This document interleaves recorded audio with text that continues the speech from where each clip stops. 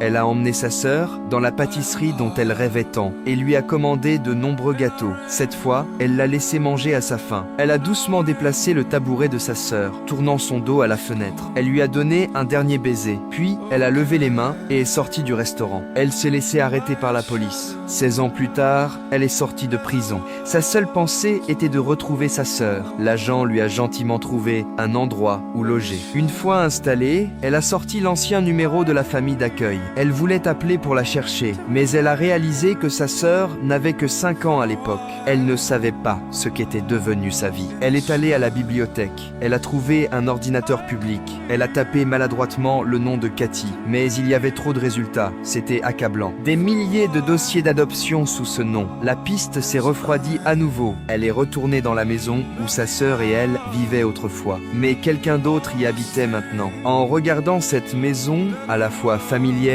et étrangère, les scènes de ce jour-là ont défilé dans son esprit. Elle criait à la fenêtre qu'elle ne quitterait pas cette maison, tandis que sa sœur se cachait, paniquée. Juste à ce moment, un homme a agité la main et s'est approché d'elle. Il a dit être le propriétaire. Désemparée, elle a vite menti. Elle a dit avoir travaillé à la rénovation de cette maison des années auparavant. Il l'a invitée à entrer pour regarder. Elle a touché les placards familiers. Elle a vu les motifs qu'elle y avait gravés longtemps auparavant. Les choses qu'elle et sa sœur avaient sculptées enfant étaient toujours là. Les souvenirs affluaient sans cesse. Elle est restée jusqu'à rater son bus. Elle s'est dépêchée de sortir. Le propriétaire, John, a proposé de la conduire à la gare. Mais dans la voiture, il a percé son mensonge. Il a dit être avocat, il savait qu'elle n'était pas qu'une simple réparatrice. Alors elle lui a dit toute la vérité. Elle est sortie de la voiture, vaincue. Alors il lui a tendu une carte de visite, disant qu'il pouvait l'aider. Après un certain temps, John a effectivement retrouvé les parents adoptifs de Katie. Il a organisé une rencontre pour elle. Le cœur serré, elle est entrée dans la pièce. Katie n'avait aucun souvenir de leur vie passée ensemble. Elle était heureuse maintenant. Dans leurs yeux, elle était déjà leur fille la plus brillante.